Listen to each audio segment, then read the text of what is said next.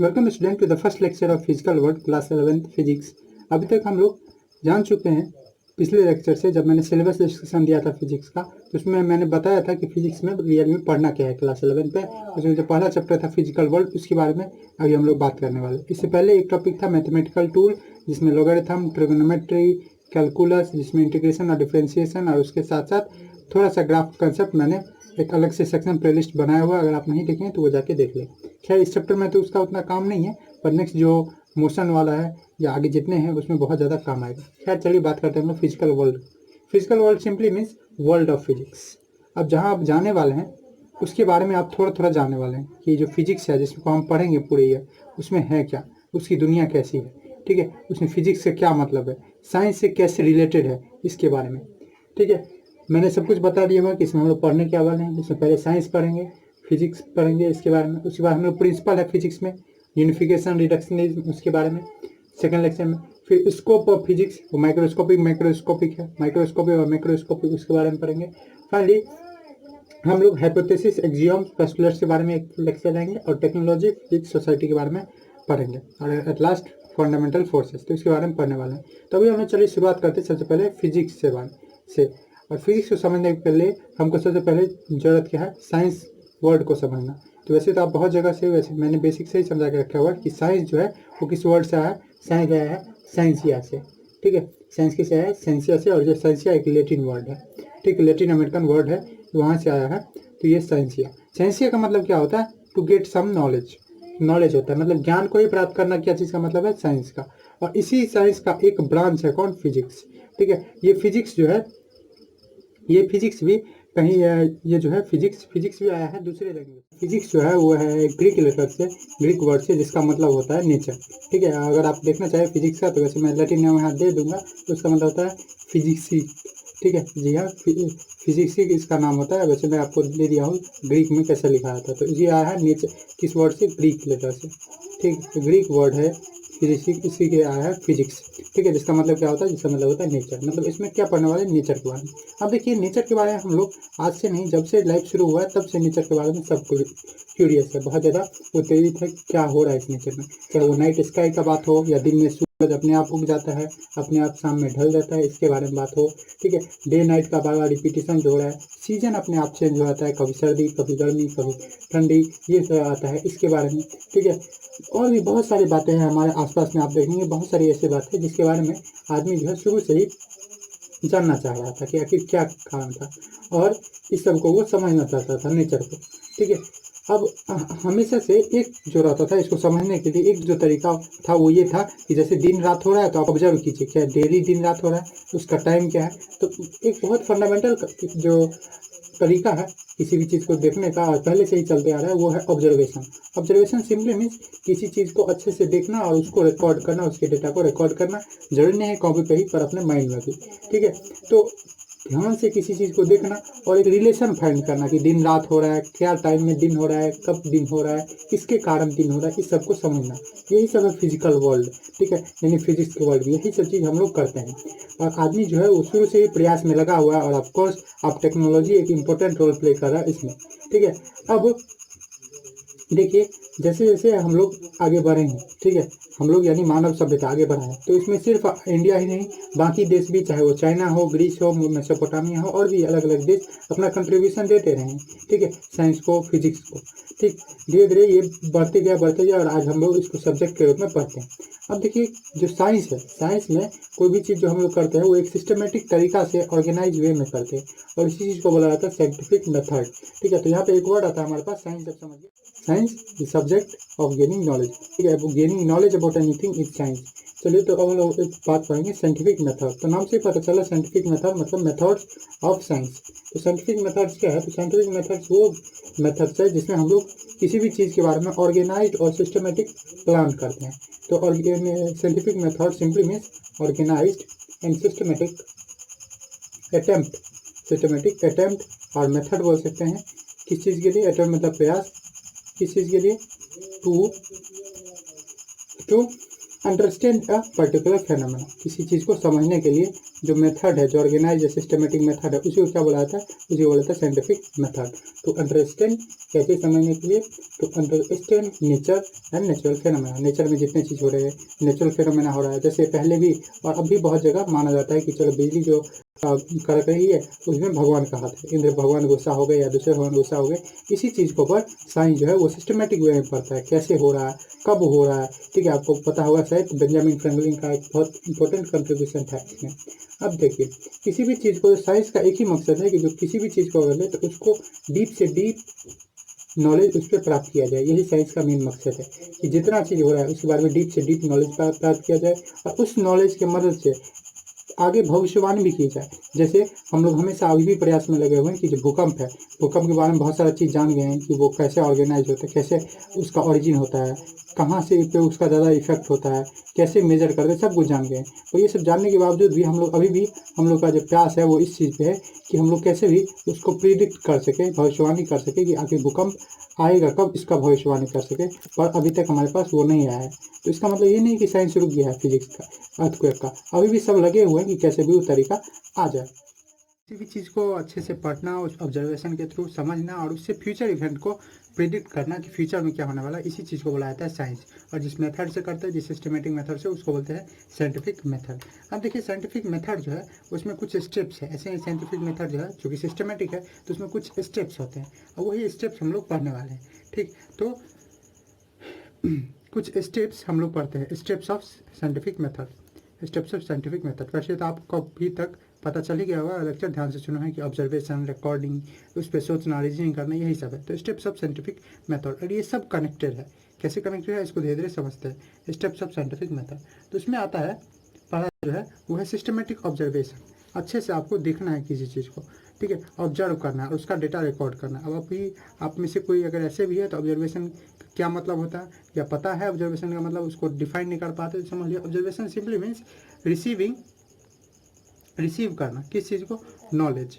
किस चीज़ के बारे में? किसी चीज़ के बारे में। वो आपका ऑब्जर्वेशन किसी चीज़ पे हो सकता है आपने शर्ट पे ही हो, जी आप जो शर्ट पहने, या हो सकता है अपने मोबाइल पे ही, वो कैसे चल रहा है, उसमें क्या तरीका आता है, कब वो स्विच ऑफ हो जा रहा है, उसको ऑब्जर्व करना। ठीक है, यही चीज़ ऑब्जर्वेशन है। तो रिसीव नॉलेज अबाउट एनीथिंग या समथिंग, कैसे समथिंग, एंड रिकॉर्डिंग,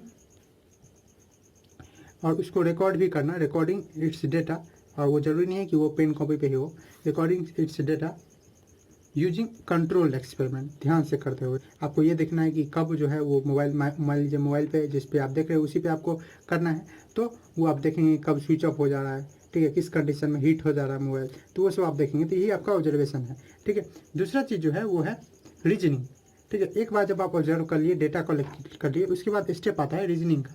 अब ये रीजनिंग में हम लोग क्या करने वाले, तो रीजनिंग सिंपली मीन्स प्लान बनाना कि चलो मोबाइल हीट हो रहा है तो इस कंडीशन में अब क्या किया जाए, छोड़ दिया जाए या इंपॉर्टेंट काम है तो किया जाए। ये चीज़ है reasoning. Reasoning simply means process of thinking. आप क्या प्रोसेस कर पाते, थिंक कर पाते।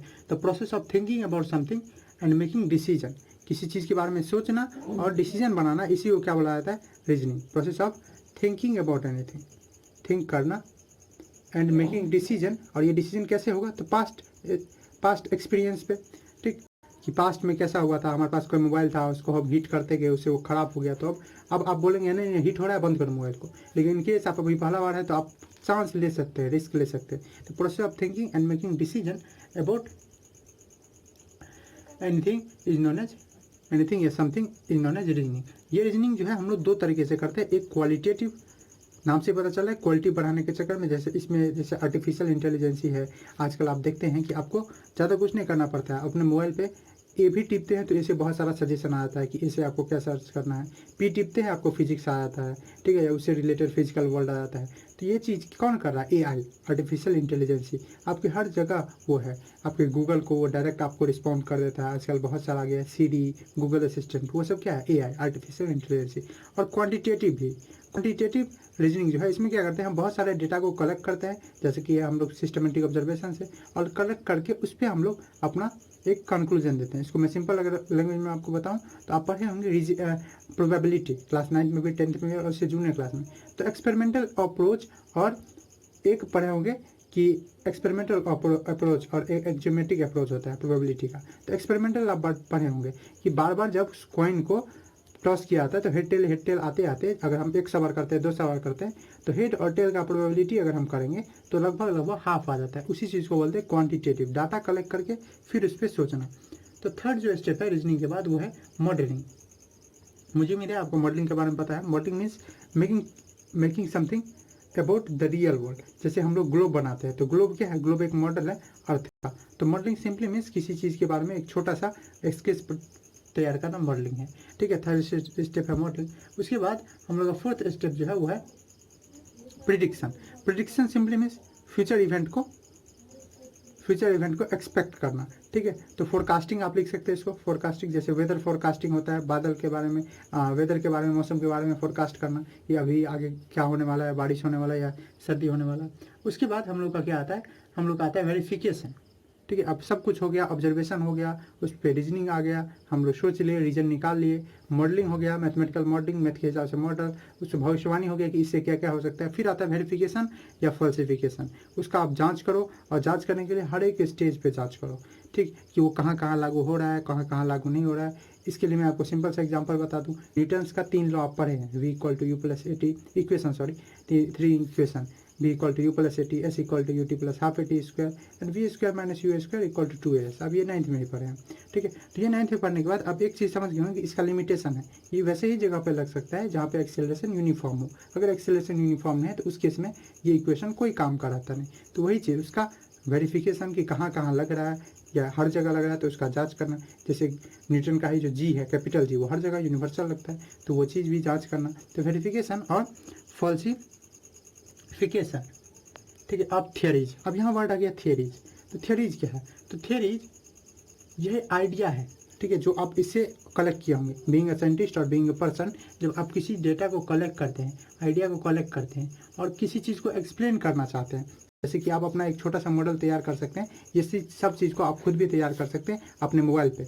मोबाइल कैसे हीट, जैसे मैंने आपको एग्जाम दिया हीट का, तो आप ऐसे ही किसी चीज़ का और ले सकते हैं। कब मेरे मोबाइल पे मैसेज आता है, कितना आता है, मैं कितना टाइम वेस्ट कर सकता हूँ, इस पर आप एक क्या कर सकते हैं, साइंटिफिक मेथड लगा सकते हैं। मैंने आपको एग्जांपल दे दिया। तो यहाँ पे है थियरी। अब ये थियरी क्या है, तो थियरी सिंपली मीन्स आइडिया, ठीक है। कुछ आइडियाज़ हो या प्रिंसिपल हो, कोई सिद्धांत हो, ठीक है, जो क्या करे, जो प्रयास करे, दैट ट्राई टू एक्सप्लेन, प्रयास करना चाहे, प्रयास करे किसी चीज़ को एक्सप्लेन करने का, उसी को क्या बोला जाता है, थियरी।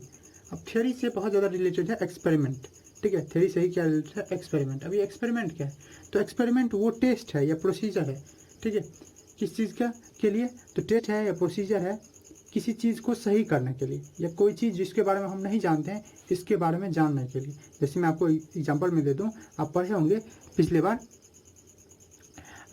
थॉमसन का मॉडल, ठीक है, थॉमसन का वो तो मॉडलिंग में आ गया। आप पढ़े होंगे discovery of electron, proton, neutron. तो उसमें जो चाहे न्यूट्रॉन का खोज करने वाले चैडविक थे या इलेक्ट्रॉन का खोज करने वाले थॉमसन थे, वो सब क्या किए थे, एक एक्सपेरिमेंट किए थे। उनका एक टेस्ट हुआ था डिस्चार्ज ट्यूब में, ठीक है। उससे पहले विलियम क्रूक्स भी कर चुके थे। तो उनका एक एक्सपेरिमेंट हुआ था जिसमें वो लोग क्या किए थे, एक टेस्ट किए थे कुछ चीज़ों को डिस्कवर करने के लिए। और कभी कभी क्या होता है, अब थॉमसन अपना मॉडल भी दे दिए थे, तो उसको देखने के लिए कि वो सही है या नहीं, तो उस चीज़ को कौन किए थे, रदरफोर्ड, आपको याद होगा रदरफोर्ड का न्यूक्लियर मॉडल जो आप पढ़े थे। तो उसमें वो चीज़ उसको जांच करने के लिए किए, ठीक है, कि जो थॉमसन मॉडल दिए हुए हैं, प्लम पुडिंग मॉडल, वो सही है या नहीं। मुझे उम्मीद है आपको ये सब मैं जो बोल रहा हूँ वो सब आपको समझ में आ रहा है, ठीक है। प्लम पुडिंग मॉडल ये सब 9th का बेसिक्स है। तो एक्सपेरिमेंट क्या है, तो टेस्ट है, कोई टेस्ट है या प्रोसीजर है। किस चीज़ के लिए प्रोसीजर है, तो या तो डिस्कवरिंग के लिए, फॉर डिस्कवरिंग न्यू थिंग्स, या तो कोई डिस्कवर करना है कि नया चीज़ को, या किसी चीज़ को टेस्ट करना है, तो फॉर डिस्कवरिंग न्यू थिंग्स, और टेस्टिंग एग्जिस्टिंग थिंग, जो एग्जिस्ट कर रहा है उस चीज़ को टेस्ट करने के लिए क्या किया जाता है, एक्सपेरिमेंट। जैसे आपको काइट एक्सपेरिमेंट पता होगा बेंजामिन फ्रैंकलिन का, कि वो देखे थे कि बिजली में भी क्या सेम डिस्चार्ज होता है या नहीं। तो यही चीज़ क्या है, एक्सपेरिमेंट और थियरी। अब इसी से रिलेटेड कुछ और टर्म्स है, उसके बारे में हम लोग जानते हैं। इतने सब चीज़ों के से गुजरता है एक साइंटिफिक मेथड, एक जो आप कुछ करते हैं, ठीक है। आप तो वैसे ही बोल देते हैं कि डाटा कलेक्ट करके, या किसी दोस्त को बोल देते हैं कि अरे हीट हो रहा है तो तुम्हारा ये काम होगा, कि बहुत सारे तुम ऐप चलाते हो ये सब। पर एक साइंस में उसी चीज़ को बोलने के लिए आपको सिर्फ उतना बोलने के लिए इतना चीज़ करना पड़ेगा, और यही नहीं खत्म होता है। आपको कोई थियोरी बनाए हुए हैं, आपका कोई चीज़ सही है या गलत, ऑफकोर्स इसमें ये भी चीज़ है कि आप अंदाज़ा लगा सकते हैं, ठीक है। यानी आप बोल सकते हैं कि स्पेकुलेशन यानी किसी चीज़ को सोचना, उस पर अंदाज़ा लगाना, ठीक है। एंड कंजक्चर यानी अंदाज़ा लगाना, दोनों के लिए जगह है साइंस में, ठीक है। मतलब अगर आप अपना इवेंट को दिखाना चाहते हैं, वहाँ पे कुछ अंदाज़ा लगाते हैं कि ये ऐसे नहीं ऐसे होता तो ये हो जाता, तो वो भी उसके लिए भी जगह है, ठीक है। जैसे आपको याद हो तो रदरफोर्ड का जो मॉडल दिए थे वो, तो उसमें आप वो बोले थे सीधा कि सर्कुलर पाथ में इलेक्ट्रॉन मूव करता है। वो सिर्फ उनका अंदाज़ा था और उस पर सब डेटा फिट कर गया, तो इसलिए वो सिर्फ अंदाज़ा था उनका, और वो बाद में सही भी निकला शायद। पर अब नहीं, आप लोग अब पढ़ेंगे एडवांस्ड में, ठीक है, साइंस में, कि ऐसा नहीं होता है। नेक्स्ट टॉपिक में हम लोग जब आएंगे तो हम लोग जब बात करेंगे स्कोप फिजिक्स का, तो वहीं पे हम लोग बात कर लेंगे। तो speculation and conjecture has also place in physics, has also place in scientific method. मतलब आप अंदाज़ा भी लगा सकते हैं किसी भी साइंस की चीज़ को खोजने के लिए, ठीक।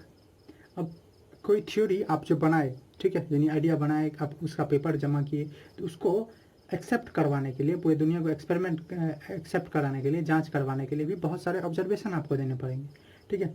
और उस पर भी बहुत सारा बात आता है, बहुत सारे लोग आपसे क्वेश्चन करेंगे उसके प्रति कि ऐसा नहीं ऐसा होता तो क्या होता, इस कंडीशन में काम करता है या नहीं करता है, तो इस सब के बारे में आपको पूछा जाएगा, और उसको डिस्कशन भी एक अच्छा खासा डिस्कशन करना पड़ता है।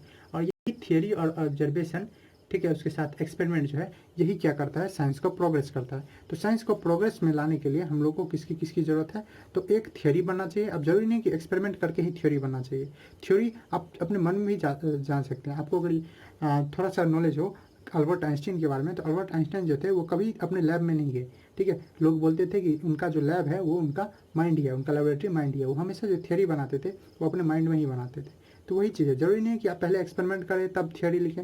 आप पढ़ेंगे भी आगे जो ब्रांचेज है, जैसे थर्मोडायनेमिक्स वगैरह, तो जरूरी नहीं कि पहले थियोरी बने या पहले एक्सपेरिमेंट हो। ये तीन चीज़ पर होने चाहिए। कौन कौन सी? एक्सपेरिमेंट, अक्सर पहले एक्सपेरिमेंट होता है केमिस्ट्री में खास के, ठीक है, तब उस पर थियोरी बनता है, और उसके साथ साथ ऑब्जर्वेशन, ठीक है। ऑब्जर्वेशन तो बेसिक है सबकी, ऑब्जर्वेशन यही चीज़ क्या करता है, प्रोग्रेस ऑफ साइंस का कारण है। अब साइंस जो है कभी रुकने वाला नहीं है, इसीलिए साइंस को बोला जाता है कि science is dynamic. Science is dynamic, what do you mean by science as being a dynamic? Dynamic मतलब something which do not comes to rest, जो कभी रुके ना, कभी मूव करना रुके ना, हमेशा चलते ही रहे, ठीक है। कोई फाइनल थ्योरी नहीं है साइंस की, और ना ही कोई अनक्वेश्चनड अथॉरिटी है साइंटिस्टों के पास। अब क्या मतलब ये भी नहीं होना चाहिए कि आपको सभी चीज़ का रीजन मिलेगा फिजिक्स में या कोई भी साइंस में, साइंस की कोई भी डिसिप्लिन में, कोई भी कैटेगरी में। ऐसा नहीं है कि सभी चीज़ का आंसर अवेलेबल ही है, सभी चीज़ का वाई अवेलेबल ही है, ठीक है।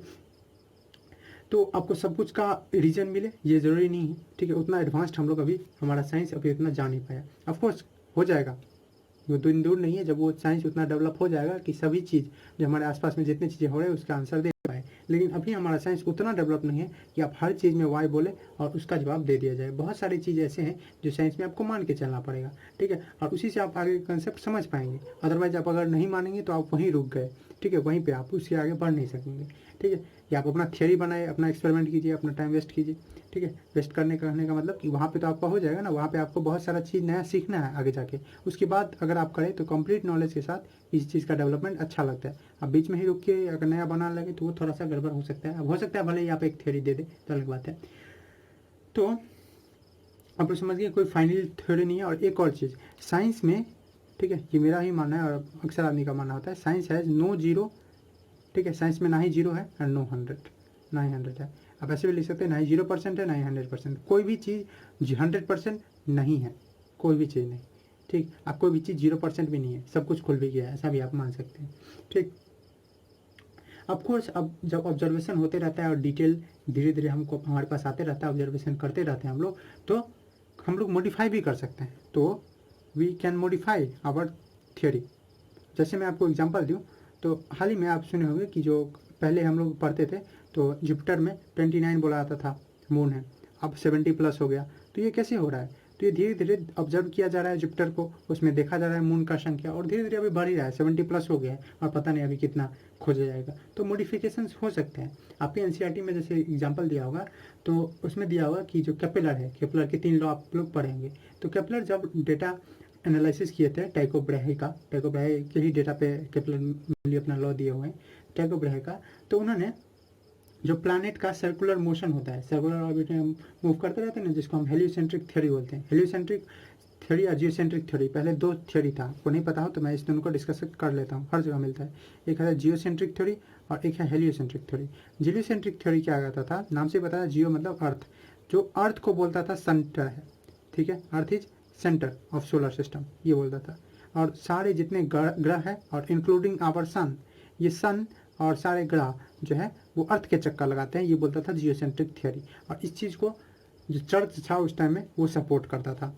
और हेलियोसेंट्रिक थ्योरी जो कि बहुत सारे उस टाइम में महान आप उसमें अच्छा खासा नाम आता है, गैलीलियो गैलीली का, ठीक है, टाइको ब्रैहे का, उन सब का। तो हेलियोसेंट्रिक थ्योरी कहता है क्या, जो अभी हम लोग चल रहे हैं मान के, क्या कि जो सन है वो सेंटर है, sun is centre of our solar system, और वो सही भी है। धीरे धीरे अगर हमारे पास गलती हो जाती है कोई चीज़ में तो हम लोग उसको सुधारते हैं। मैं आपको और सबसे सिंपल एग्जांपल दूँ तो हम लोग जो अब पढ़ते हैं ना एटम, ठीक है, ये फिजिक्स में और केमिस्ट्री में दोनों है। तो एटम जो है, एटम का सिंपल मतलब क्या होता है, ठीक है, अनकटेबल, जिसको और कट नहीं कर सके। पर ये बात सही है क्या, नहीं, ये सही नहीं है, ठीक है, क्योंकि एटम जो है वो खुद भी इलेक्ट्रॉन प्रोटॉन न्यूट्रॉन से बना हुआ है, उसका भी पार्टिकल है। पर हम लोग कभी कभी साइंस का डेवलपमेंट ना रोकने के लिए हम लोग कभी कभी अगर कोई चीज़ गलत भी रहता है तो उसको एक्सेप्ट करते हुए चलते हैं, ठीक है। अब उसके आगे उससे ये ना हो कि आगे का गलती हो जाए, बस आपको ये बता दिया जाएगा कि चलो एटम है सभी जगह, अब जब पेटेंट बन गया है कि इसका नाम एटम ही है तो रहने दो। तो खैर मैं एग्जांपल दे रहा था जोनास केपलर का। तो केपलर जो थे वो जब डेटा को देखे टाइको ब्रैहे का, तो प्लानिटरी जो प्लानिट जितने हैं वो सर्कुलर मोशन करते रहते हैं सोलर सिस्टम में। तो ये इमेजिन किया गया था कोपरनिकस के द्वारा कि सर्कुलर नहीं, वो इलिप्टिकल होना चाहिए। तो इलिप्टिकल पे ज़्यादा डेटा, जो उस टाइम में डेटा वो कलेक्ट किए थे उस पर ज़्यादा बेटर बैठ रहा था, तो इसलिए वो एज्यूम कर दिए, ठीक है, वो उसे अपना अंदाज लगाया और वो सही भी हुआ, उस पर हुआ, जितना डेटा था वो फिट कर रहा था, ठीक। तो कभी कभी क्या होता है कि जो थ्योरी चलते रहता है उसको हम लोग रिप्लेस कर सकते हैं सिंपली। साइंस में यही है फिजिक्स का वर्ल्ड, और यही है साइंस का वर्ल्ड, इसमें ये सब होते रहता है। आज है कोई चीज़, कोई कल कुछ और हो जाएगा, तो ये सब कॉमन है साइंस में, ठीक है। तो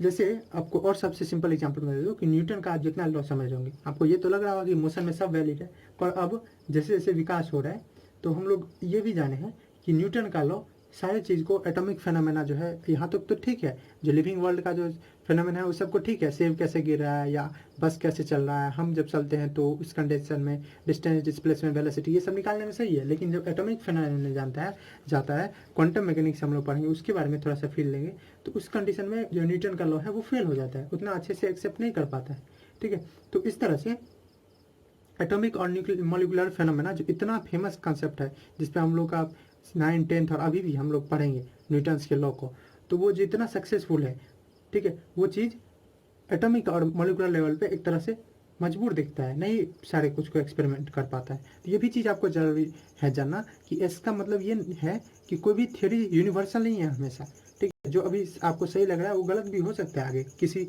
पर्टिकुलर फील्ड में, ठीक।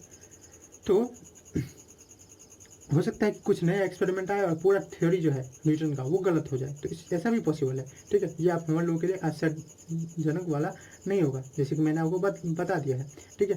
चाहे वो आप शुरू से देख सकते हैं एटॉमिक ही मॉडल में, एटॉमिक मॉडल में कितना चेंज आया आप अगर देखेंगे तो थॉमसन से लेके थॉमसन आए, थॉमसन से भी कौन पहले काम कर रहे थे, जे थॉमसन से भी विलियम क्रूक्स डिस्चार्ज ट्यूब पे काम कर रहे थे, उन्होंने काम किया, थॉमसन आए, थॉमसन के बाद गोल्डस्टीन आए, प्रोटॉन का डिस्कवरी किया, उसमें थोड़ा सा चेंजिंग करके प्रोटॉन को, प्रोटॉन का जो लॉर्ड था एनोड रे उसको परफोरेटेड बना के, फिर रदरफोर्ड आए, फिर वोर का मॉडल आया, आगे भी पढ़ेंगे हम लोग इस बार का। तो ऐसे ही थ्योरी आते रहता है जाते रहता है, इसमें कोई नहीं है, जरूरी नहीं कि कोई भी चीज़ थ्योरी परफेक्ट है। तो इसीलिए मैंने बता दिया आपको, कोई भी चीज़ जीरो नहीं है साइंस में, कोई भी चीज़ 100 नहीं है, 0 और 100 के लिए स्थान ही नहीं है साइंस में।